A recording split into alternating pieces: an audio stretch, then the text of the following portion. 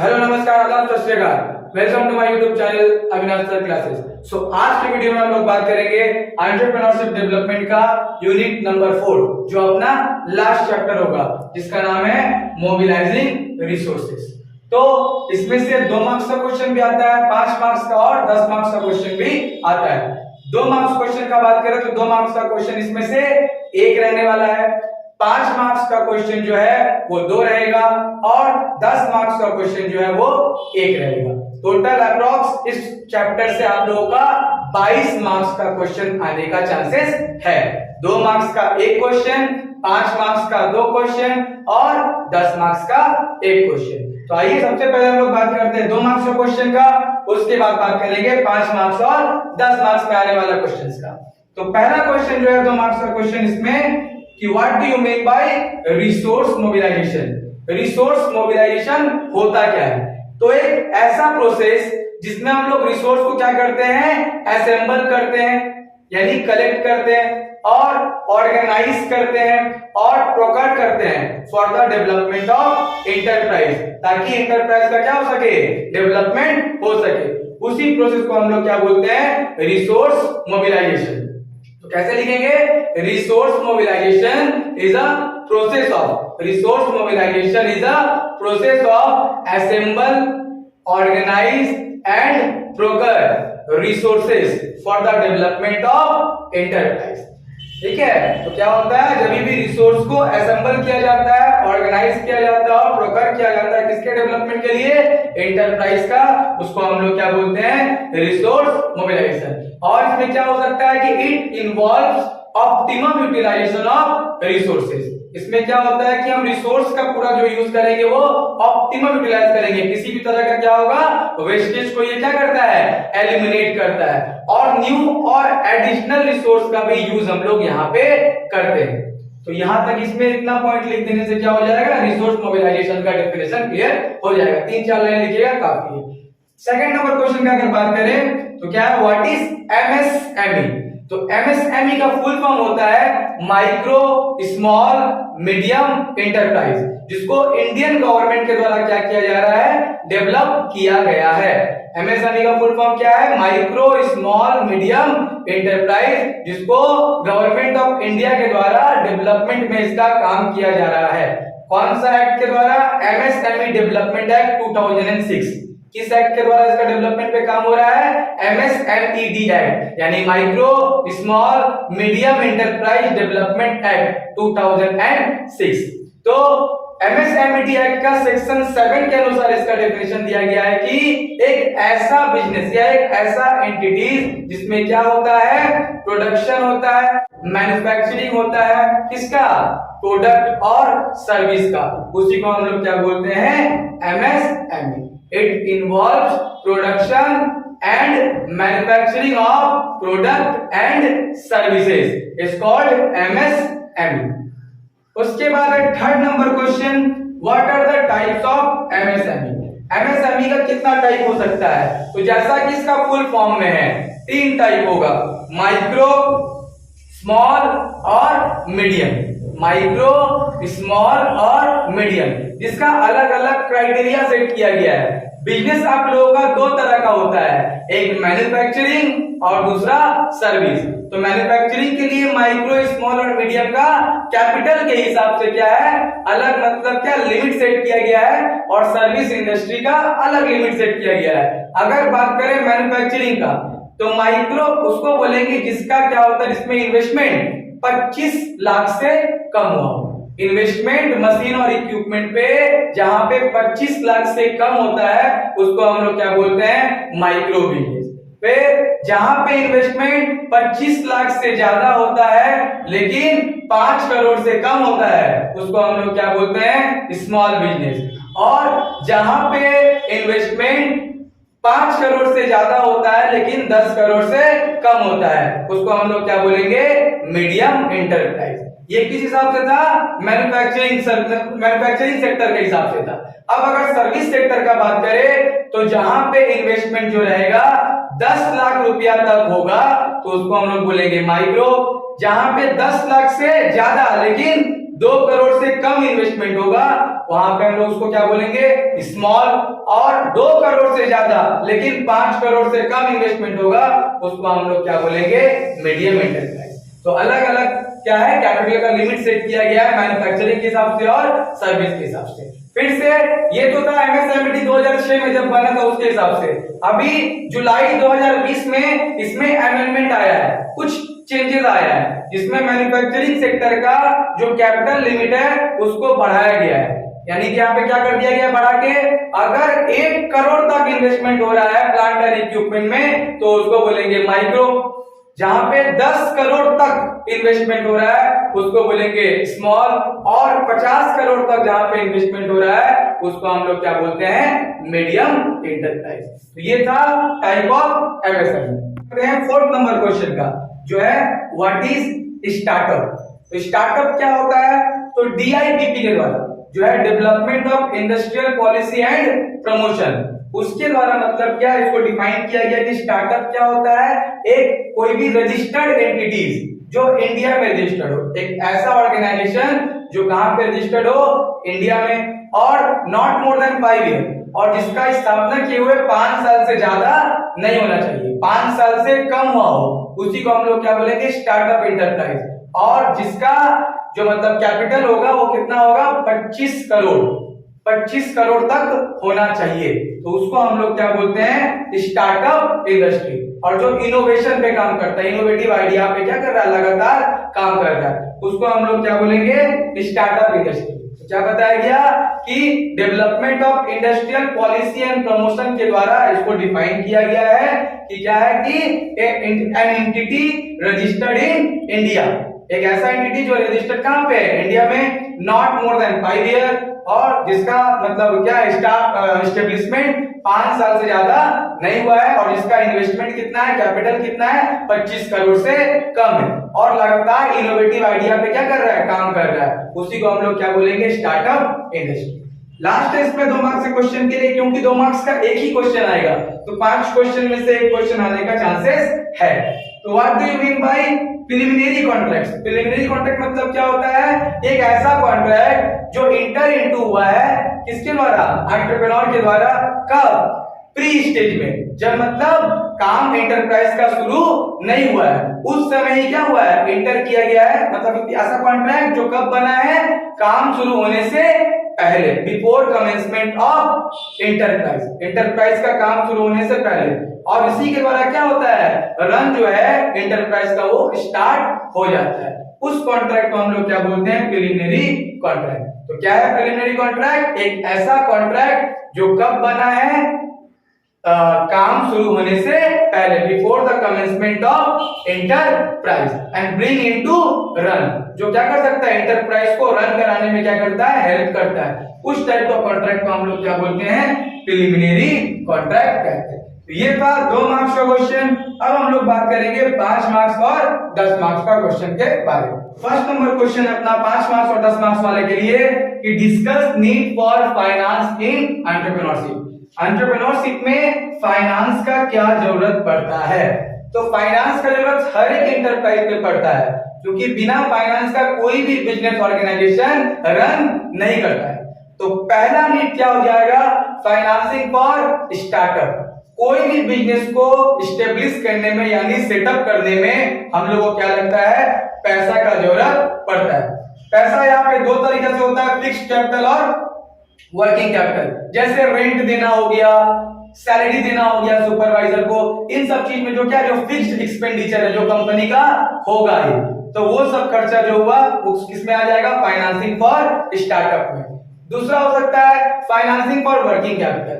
अब working capital क्या होता है, एक ऐसा कैपिटल कि which is required to operate day to day activities of business. एक ऐसा कैपिटल जिसका रिक्वायरमेंट क्या हो रहा है, डे टू डे एक्टिविटीज में, मतलब दैनिक कार्य में जो खर्चा हो रहा है उसको चलाने के लिए जो पैसा लग रहा है उसको हम लोग क्या बोलते हैं, वर्किंग कैपिटल। तो पहला नंबर पॉइंट क्या बोले, finance to startup, financing in startup. Startup करते समय फाइनेंस का जरूरत पड़ता है। दूसरा जरूरत financing for working capital. Working capital में भी क्या लगता है, फाइनेंस का जरूरत पड़ेगा। वर्किंग कैपिटल में कैसा कैसा हो सकता है, रॉ मटेरियल परचेस करना हुआ, लेबर का कॉस्ट देना हुआ, ये सब क्या है, वर्किंग कैपिटल से फुलफिल हो जाता है। तीसरा नंबर होगा कि finance in investment and equipment. तो क्या होता है finance in machine and equipment. Third number point क्या होगा finance in machine and equipment. तो मशीन खरीदते समय या इक्विपमेंट खरीदते समय ये सब क्या है लॉन्ग टर्म कैपिटल में, ये लॉन्ग टर्म समय के लिए क्या होता है इस कैपिटल का यूज होता है, क्योंकि मशीन और इक्विपमेंट नहीं रहेगा तो हम अपना प्रोडक्ट को क्या कर सकेंगे प्रोड्यूस नहीं कर पाएंगे। तो वहां पे भी क्या होता है हमको फाइनेंस का जरूरत होता है ताकि हम क्या करें एडवांस टेक्नोलॉजी का मशीन को परचेस कर पाए, जिससे मेरा क्या होगा जो प्रोडक्शन कैपेसिटी है वो इंक्रीज होगा। और फोर्थ नंबर पॉइंट हो सकता है finance in research and development. तो रिसर्च एंड डेवलपमेंट प्रोसेस में भी क्या लगता है फाइनेंस का जरूरत पड़ता है। रिसर्च एंड डेवलपमेंट हम लोग किस काम में आता है, तो रिसर्च एंड डेवलपमेंट डिपार्टमेंट के थ्रू क्या होता है हम लोग मार्केट का इंफॉर्मेशन कलेक्ट करते हैं कि मार्केट कैसा मतलब है, कस्टमर वहां पे किस तरह का है, मार्केट वहां पे सब कुछ फैसिलिटी वहां पे मार्केट में है या नहीं है, मार्केट ग्रोइंग है कि नहीं, कस्टमर का नीड और वांट क्या है, ये सब जानना एक एंटरप्रेन्योर के लिए बहुत ज्यादा जरूरी होता है, क्योंकि इन्हीं सब के आधार पे वो क्या करता है अपना प्रोडक्ट या सर्विस को क्या करता है डेवलप करता है और उसमें इंप्रूवमेंट लाता है। तो ये चार नीड है जहां पे एंटरप्रेन्योर को फाइनेंस का जरूरत पड़ेगा। क्या क्या लिखिएगा, first point financing in startup and expansion, दूसरा होगा financing in working capital, third number financing machine and equipment, और fourth number financing research and development. तो ये था हम लोग का फर्स्ट नंबर क्वेश्चन।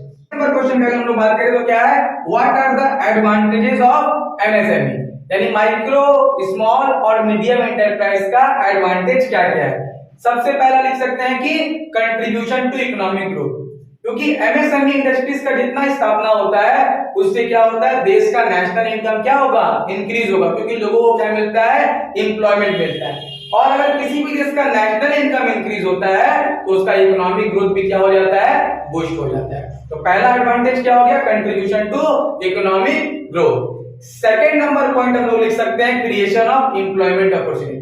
एमएसएमई से क्या होता है जितना भी माइक्रो स्मॉल मीडियम एंटरप्राइज का सेटअप होगा उतना लोगों को क्या मिलेगा एम्प्लॉयमेंट अपॉर्चुनिटी मिलेगा, यानी एम्प्लॉयमेंट अपॉर्चुनिटी क्रिएट करता है कौन एमएसएमई, जिससे लोगों को क्या मिलता है एम्प्लॉयमेंट मिलता है और अनएम्प्लॉयमेंट जो है वो क्या होता है रिड्यूस होता है। थर्ड नंबर अगर पॉइंट का बात करें improvement in standard of living, तो जितना ज्यादा एम्प्लॉयमेंट अपॉर्चुनिटी क्रिएट होगा स्टैंडर्ड ऑफ लिविंग जो है उस पर्टिकुलर एरिया का या पर्टिकुलर रीजन का वो क्या होगा इंप्रूव होगा।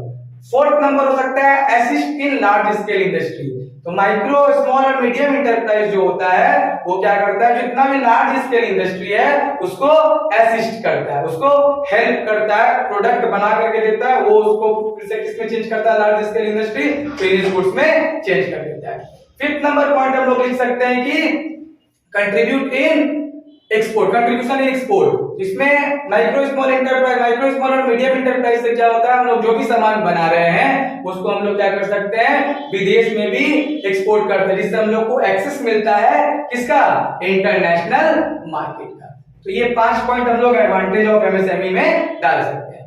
थर्ड नंबर पॉइंट अगर बात करें what are the problems of MSME, MSME के सामने क्या क्या प्रॉब्लम उन लोगों को फेस करना पड़ता है। सबसे पहला problem shortage of raw material, यहाँ पे जो मार्केट होता है विशेषकर ये रीजनल और रूरल एरिया में होता है जहाँ पे मार्केट क्या होता है उतना डेवलप नहीं होता है, जिसकी वजह से क्या होता है रॉ मटेरियल आसानी से अवेलेबल नहीं होता है। और अगर कंपनी को अपना प्रोडक्शन बढ़ाना है, कोई भी बिजनेस इंटरप्राइज को अपना प्रोडक्शन बढ़ाना है तो उसका पास रेगुलर सप्लाई होना चाहिए किसका रॉ मटेरियल का, तो रॉ मटेरियल अवेलेबल ना होने के चलते इसका प्रोडक्शन कैपेसिटी जो है वो क्या हो जाता है कम हो जाता है। तो पहला हो गया शॉर्टेज ऑफ रॉ मटेरियल पहला प्रॉब्लम। दूसरा होता है लैक ऑफ स्किल्ड लेबर, इसके पास यहाँ पे क्या होता है रीजनल और रूरल एरिया से ही लेबर को मतलब क्या किया जाता है काम पर रखा जाता है, जिसके पास उतना स्किल नहीं होता है, एफिशिएंसी लेवल उतना अच्छा नहीं होता है, जिसकी वजह से क्या होता है प्रोडक्शन कम होता है। फिर तीसरा शॉर्टेज ऑफ फंड, एमएसएमई के पास क्या होता है फंड का भी शॉर्टेज होता है, क्योंकि यहाँ पे लिमिटेड कैपिटल होता है, जिसकी वजह से क्या करता है हम लोग नया नया टेक्निक को मतलब क्या अडॉप्ट नहीं कर पाता है। फोर्थ नंबर पॉइंट हो गया बैकवर्ड टेक्नोलॉजी। तो थर्ड नंबर पॉइंट पे ही आधारित है कि पैसा का लिमिटेड होने के कारण, पैसा कम होने के कारण यहाँ पे एडवांस टेक्नोलॉजी का यूज नहीं किया जाता। इन लोग किस पे बेस्ड रहता है? लेबर इंटेंसिव टेक्निक पे। ये लोग एडवांस टेक्नोलॉजी का मशीन को यूज नहीं कर पाता है, इसलिए बैकवर्ड टेक्नोलॉजी का यूज करके अपना प्रोडक्शन करता है। 5 नंबर क्या हो गया? Inadequate market. मार्केट फैसिलिटी और इंफ्रास्ट्रक्चर उतना डेवलप नहीं होने के कारण क्या होता है, प्रोडक्ट को कस्टमर तक डिस्ट्रीब्यूट करने में क्या होता है, प्रॉब्लम होता है, क्योंकि यहाँ ट्रांसपोर्ट फैसिलिटी डेवलप नहीं होता है, वाटर प्रॉब्लम होता है, इंफ्रास्ट्रक्चर बहुत ही पुअर होता है, जिसके वजह से क्या होता है, एक एमएसएमई बिजनेस को बहुत सारा प्रॉब्लम फेस करना पड़ता है। तो ये 5 पॉइंट था प्रॉब्लम में भी। तो ये था सेकंड और थर्ड number question. Fourth number question जो अपना है, what are the different types of resources required for startup business. ये क्वेश्चन 10 मार्क्स के लिए इंपॉर्टेंट है। ज्यादा चांसेस है कितना नंबर में आएगा, 10 मार्क्स में आएगा। क्या क्या डिफरेंट टाइप ऑफ रिसोर्सेज है किसके लिए, स्टार्टअप बिजनेस के लिए।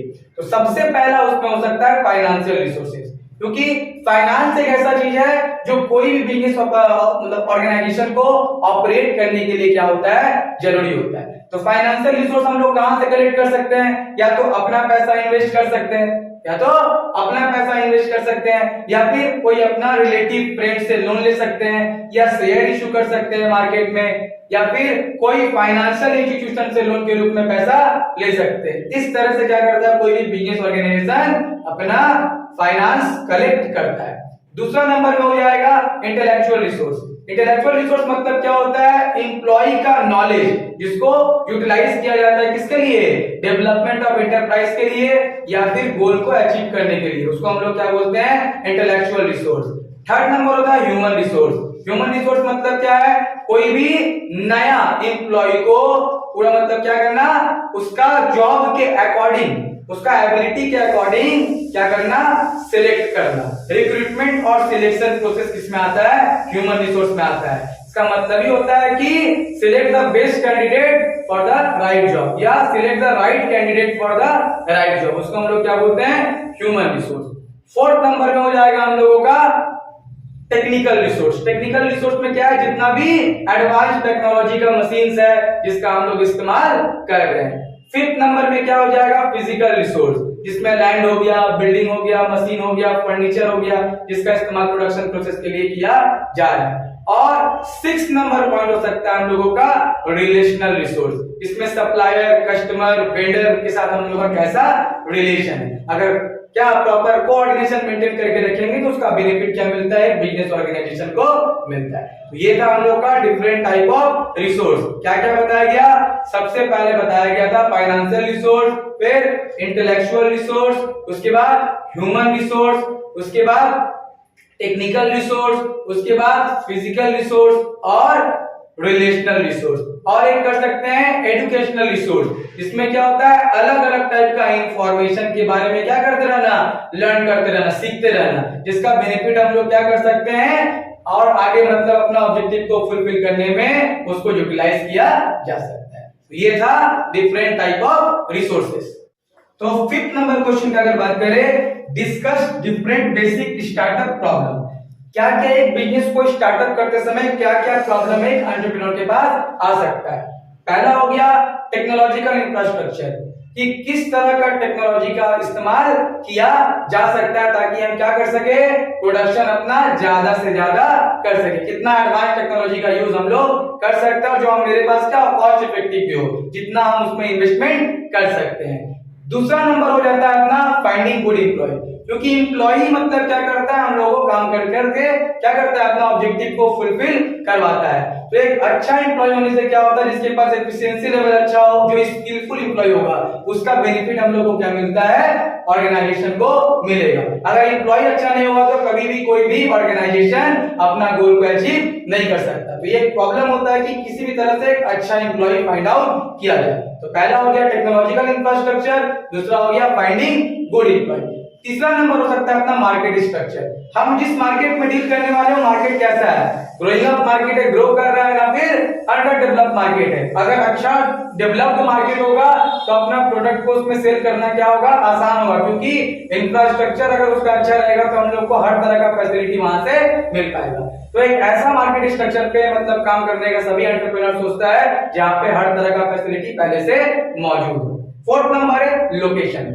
लोकेशन बहुत ही इंपॉर्टेंट फैक्टर होता है, क्योंकि लोकेशन में मतलब लोकेशन से क्या पता चलता है कि वहां पे किस कल्चर का लोग रहता है, किस क्लास का लोग रहता है, उसके अकॉर्डिंग प्रोडक्ट को डेवलप करने में क्या मिलता है, हेल्प होता है। फिफ्थ नंबर पॉइंट हम लोग क्या लिख सकते हैं, प्रोडक्ट, क्योंकि प्रोडक्ट मतलब क्या होता है, प्रोडक्ट प्रॉब्लम। प्रोडक्ट प्रॉब्लम किस तरह से हो गया कि प्रोडक्ट को हम लोग को उसी तरह से डेवलप करना पड़ता है जितना कस्टमर का नीड और वांट है। अगर हम लोग उस तरह का प्रोडक्ट डेवलप नहीं कर पाए जो कस्टमर चाहता है तो फिर मेरा प्रोडक्ट मार्केट में अच्छा परफॉर्म नहीं कर पाएगा, जिससे हमको क्या करना पड़ेगा, लॉस का भी सामना करना पड़ सकता है। इसलिए प्रोडक्ट को डेवलप करते समय किसका ध्यान रखना पड़ता है कि मार्केट में किस तरह का प्रोडक्ट या सर्विस का डिमांड है। तो ये फिफ्थ नंबर क्या होता है, प्रोडक्ट प्रॉब्लम होता है। सिक्स नंबर हो गया इफेक्टिव कैश मैनेजमेंट। किस तरह से हम लोग क्या कर सकते हैं, अपना कैश को मैनेज करेंगे, कहां कहां अपना कैश को यूटिलाइज करेंगे, क्योंकि अगर वेस्टेज नहीं होगा तो ही मेरा क्या होगा, कॉस्ट कम लगेगा। अगर कॉस्ट कम लगेगा तो हम अपना क्या कर सकते हैं, प्रॉफिट मार्जिन को इंक्रीज कर सकते हैं। ये था अपना डिफरेंट बेसिक स्टार्टअप प्रॉब्लम, जिसमें क्या क्या था, पहला टेक्नोलॉजिकल इंफ्रास्ट्रक्चर, दूसरा नंबर पॉइंट क्या हो गया, फाइंडिंग गुड एम्प्लॉय, तीसरा नंबर पॉइंट क्या हो गया, मार्केट स्ट्रक्चर, चौथा नंबर पॉइंट क्या हो गया, लोकेशन, पांचवा नंबर पॉइंट क्या हो गया, प्रोडक्ट प्रॉब्लम, और छठवां नंबर पॉइंट क्या हो गया हम लोगों का, पहला पांचवा प्रोडक्ट प्रॉब्लम और छठवां नंबर हो गया इफेक्टिव कैश मैनेजमेंट। ये सब प्रॉब्लम होता है जो एक एंटरप्रेन्योर को स्टार्टअप करते समय फेस करना पड़ता है। अब हम लोग बात करेंगे लास्ट नंबर क्वेश्चन का, जो क्या है, discuss different methods to solve startup problem. तो क्या हो सकता है, कैसा मेथड, पहला टेक्नोलॉजिकल, तो इसमें क्या हो सकता है कि टेक्नोलॉजिकल प्रॉब्लम को दूर करने के लिए हम लोग क्या कर सकते हैं, पहले से ही मार्केट का इंफॉर्मेशन लेके कौन सा टेक्नोलॉजी एडवांस है उसका इस्तेमाल किया जा सकता है। दूसरा, प्रोडक्ट प्रॉब्लम को दूर करने के लिए क्या कर सकते हैं, हम लोग एक research and development department establish कर सकते हैं, जिसका काम होगा मार्केट का इंफॉर्मेशन मेरे तक पहुंचाना। तीसरा नंबर हो गया कि मार्केट स्ट्रक्चर को और मतलब ऐसा जगह पे अपना बिजनेस को हम लोग स्टेब्लिश करें जहां पे क्या हो, पहले से ही मार्केट क्या हो, अच्छा हो, ताकि वहां पे फैसिलिटी जहां पे ऑलरेडी मौजूद है हर तरह का। Effective cash management, cash management को हम लोग किस तरह से मतलब क्या कर सकते हैं, कैश का प्रॉब्लम को दूर कर सकते हैं, ऐसा रिसोर्सेस हम पैसा कलेक्ट करें जहां पे क्या हो, हमको हर समय मतलब क्या हो, पैसा मेरे पास अवेलेबल हो। इस तरह से कैश का मैनेजमेंट करेंगे ताकि हमको जब रिक्वायरमेंट हो कैश का हम क्या कर सके, यूटिलाइज कर सके। और पांचवा नंबर क्या हो सकता है, एम्प्लॉयमेंट प्रॉब्लम को दूर करने के लिए कि ऐसा एम्प्लॉय को सिलेक्ट किया जाए जो उस काम को करने का योग्यता रखता हो। एम्प्लॉयमेंट करते समय साइंटिफिक तरीके से सोचा जाएगा और जैसा रिक्वायरमेंट है, अगर उस एम्प्लॉय में उस तरह का एबिलिटी और स्किल है तो ही उसको क्या किया जाएगा, सिलेक्ट किया जाएगा, वरना उसको सिलेक्ट नहीं किया जाएगा। तो इस तरह से मतलब क्या कर सकता है, ये सब मेजरमेंट है, मतलब ये सब मेजर्ड है जिसको हम लोग क्या कर सकते हैं, स्टार्टअप प्रॉब्लम को इसको यूज करके दूर किया जा सकता है। तो ये था 5 मार्क्स और 10 मार्क्स का क्वेश्चन। तो यहाँ हम लोग का यूनिट 4 और आखिरी चैप्टर जो है वो क्या होता है, खत्म होता है। तो चारों यूनिट का वीडियो आप लोगों को मेरे चैनल पर मिल जाएगा। आशा करता है कि आप लोगों का कल का एग्जाम बहुत ही अच्छा होगा, और इतना मतलब एश्योर कर सकते हैं कि 2 मार्क्स, 5 मार्क्स और 10 मार्क्स का क्वेश्चन जो भी चारों यूनिट में डिस्कस किया गया है उसी में से क्वेश्चन 90% चांस है कि उसी में से क्वेश्चन आप लोगों को मिल जाए। तो अगर वीडियो पसंद आता है तो वीडियो को लाइक कीजिए और जितना ज्यादा हो सकता है अपने दोस्तों के साथ शेयर कीजिए, और चैनल अभी तक सब्सक्राइब नहीं किया तो चैनल को सब्सक्राइब कीजिए। Thank you.